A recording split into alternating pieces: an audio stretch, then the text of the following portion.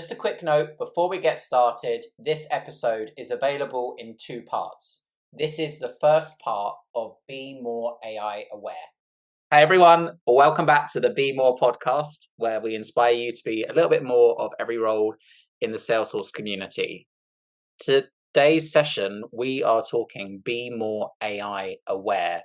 It's important that you're aware of AI and the potential impact that you're having on AI, whatever your role in the ecosystem is, whether that's an admin, architect, developer, consultant, BA, designer. We all have our role to play. So today I'm joined by Ian Gotts. And without further ado, Ian, if you could introduce yourself. Hi there. So I'm the co-founder and the CEO of elements.cloud. Best way of describing me is three numbers: 10, 20, 30. So 10 years as a consultant with Accenture, 20 years as a customer of Salesforce. So actually it's probably 22 now. So I live in America, so I'm allowed to drink now. It's 22 years in Salesforce. And 30, which is 30 years I've been involved in business analysis, change projects. So I've been on my soapbox about the importance of understanding what you build before you start building it. Okay, perfect. And that's a great analogy for people to remember you by now. So that's awesome. So for today's session, the questions are going to be around your role of being more AI aware. So to ease our audience into this, how would you describe that as a role? What's the day-to-day kind of responsibilities there, do you think? Well, so first of all, let's narrow this down. AI has been around since Turing in the 1950s. So AI is a huge topic. Let's narrow it down to GPT and really what's happened literally in the last year in terms of what we've seen with ChatGPT and the ability to almost have a conversation with a computer in natural language, and then the implications of that in terms of what we can do with our data, what we could do with managing our orgs, what we could do with documentation. So I think if we focus our thoughts on what we can do with GPT, then that's I think the topic of the conversation. The second thing that goes with that is that GPT is a lot more than ChatGPT. I think a lot of people think of the bounds of what can be possible with just ChatGPT. GPT is way broader than that, and I think we're starting to see that play out in just a year, how quickly things are evolving. But if I use the phone analogy, we're still at the flip phone stage. We're nowhere near the iPhone end of it. There is so much more that it can do. So I think the important thing is not to go, okay, I've used ChatGPT, I understand what this is, because I'm involved in this every day, and every day I'm surprised by what's possible, what you can do, what the next thing is. So again, when we think about GPT, yeah, this is what you can do now, but think of us as the very early stages of what's possible. Mm-hmm. Okay, awesome. And how would you describe somebody that's aware of GPT and I guess the impact that they're having on it? What kind of phrases or words would you use to summarize that?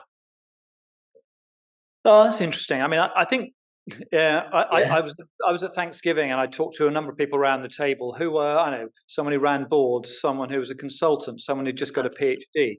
And their actually knowledge of understanding about what's possible with ChatGPT and GPT was very limited. And I think in the IT community, we're all over it. We expect everyone to know as much as we do because we're spending time thinking about it. Okay, so that's the first thing. GPT actually is a transformational change. What's possible with GPT in terms of productivity improvements is 100x. And people are worried about AI taking your job or GPT taking your job. It's not going to. It's not going to replace you.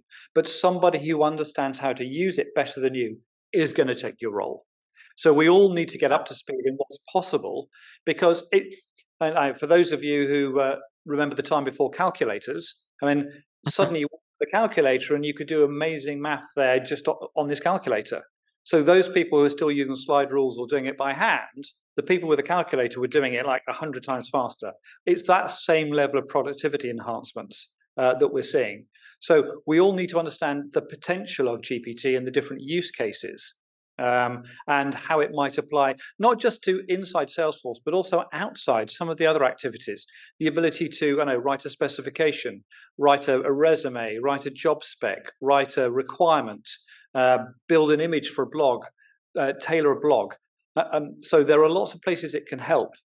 But I think the word help's really important. It's not doing this for you. Think of it as a really, really quick, hugely enthusiastic male intern. I use the word male quite deliberately because never in doubt, but not necessarily right. So it's very important about how you actually go and ask the questions and send this intern out to go and do what they want to go and then come back and validate the answers. So don't think of it as a replacement. Think of it as a really great productivity enhancer. The calculator doesn't do the math for you. It just makes you do that math faster. Yeah. Okay. Awesome. So as somebody that's trying to be more aware of AI, how do you think that interacts with different roles in the ecosystem? Because obviously there's quite a few different roles within the Salesforce world. Like as an admin, consultant, developer, how would that impact you perhaps differently, obviously at a kind of high level? Yeah, okay. So as I said, it's a helper. I think the idea that there's this generic GPT will help everybody equally is not quite true. What we need to do is think about a specific use case. So if you're an admin, you're thinking about a couple of things. You're thinking about maybe how GPT can help you write better documentation, which is about managing the org. GPT could help you understand and ask questions of your org. The stuff that we're doing with ElementsGPT, you can ask natural language questions of your org. And what I mean by that is you could say, no, the stage field on opportunity, can you tell me how long it will take to go and update all the things which are associated with it? And GPT, if it's got the right knowledge, can go look at all the things which are dependencies of the stage field and all the things which are then dependent and dependent and dependent. Yeah. It then knows, if you give it a spreadsheet of, if it knows the complexity of each of the things which it's touching, so a complex flow versus a simple flow, and you also give it some information about how long you think an average complex thing takes to change and a simple thing to change, it will go through and ripple through all those dependencies. And we've done this. We gave it three CSV files: metadata, dependencies, and the estimate and the assumptions. And it came back and said 96 hours. Okay. Yeah. And then we said, right, show you working. And it went, well, okay, I found this many things of that complexity, and that's why the number is what the number is. Okay, we still need to check and validate those numbers. But that would have been a really complex algorithm to write to go and do that. And it did a really good job of just understanding how to work its way through if we gave it the data. So yeah, that's a great example. But let me just pull some threads on that. Number one, we didn't just say generically, what do you think? We actually narrowed it down and said, using this information I've given you, come back with some answers.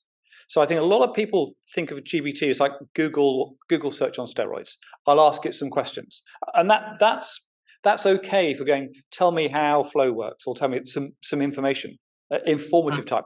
But actually, if you want to do some work for you, these things are way better if you give it all the information and let it solve the puzzle pieces. So think of it not as Google search, but think of it as a really great puzzle solver. You give it all the puzzle pieces and then use its reasoning capability to work out how the puzzle pieces fit together. And I think from an admin, that's how we're using it for writing validation rules. But we can use it for way broader things, such as tell me what's in the org. And we're starting to see examples of that already, and we're at the very early stages. So that was the admin example. Yeah. I think about, say, someone who spends more of their time writing words, and GPT clearly. So the consultants, the architects, the business analysts, again, GPT there, we're seeing the ability to write user stories, which are just like boring to write, and we're not very good at writing them. It does a great job of writing user stories really accurately. The other, maybe documentation. You could give it some bullet points and it could flesh out those bullet points in terms of actually better documentation. In things, the reports you're writing. If you're a consultant, I can see people starting to write the structure of a proposal and then getting it to then pull out all the detail, fill out the details for you. So again, getting you from 0 to 70%, 0 to 80%. It won't get you to 100%, but at least it's getting you quite a long way along the line. With user stories, it's almost 100%. It does a great job taking a process map and writing user stories. So again, I'm pulling out very different types of examples. I mean, another one would be, I got an error message here in Salesforce. What does that mean? provided it's reading the right information, it'll give you a reasonable answer. We need to be careful, because if I typed into one of these things, should I use a process builder workflow or a flow? And it went, no, here are the pros and cons of using process builder workflows. No. It's not valid anymore. So again, way better at solving the puzzle pieces that you give it, rather than asking for generic information. Yeah. And then I guess if I get into one other role type, developer, I mean, our developers, okay, they use GPT every day. In terms of writing code, correcting code, writing test cases, it's really, really good at doing those things.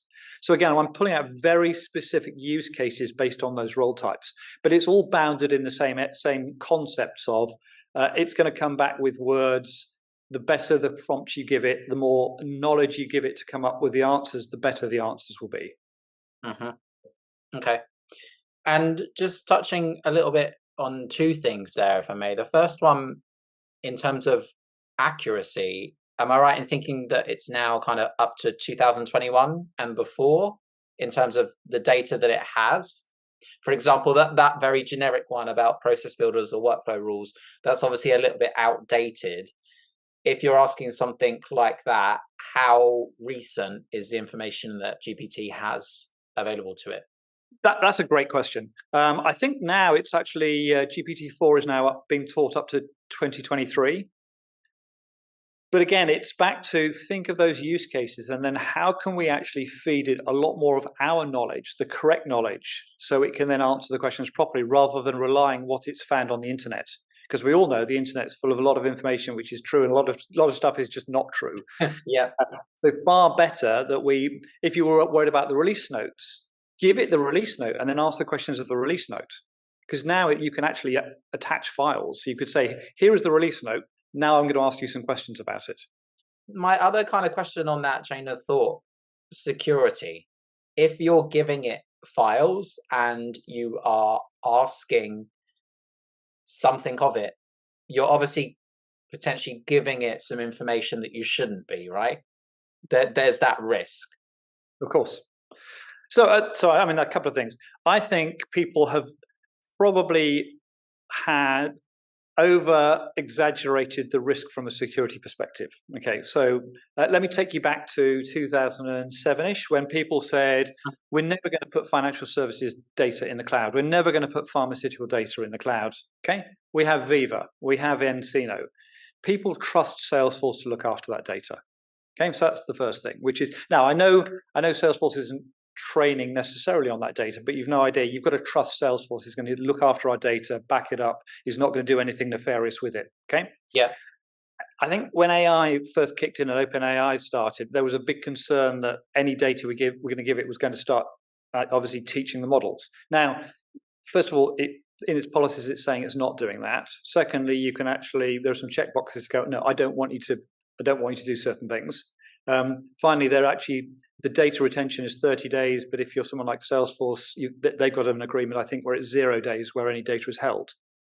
So I think the security risks are lesser than people expect. And I think the other point that goes with that, if you're happy to trust your data to Salesforce, you've then got to take a view about, are you happy trusting your data to, I don't know, OpenAI or Google or whoever else that is? And if it is a big issue, then maybe you'll run your own large language model internally. The same way as people are going, I'm never going to put my data in the cloud, I'm only going to run it on my own servers.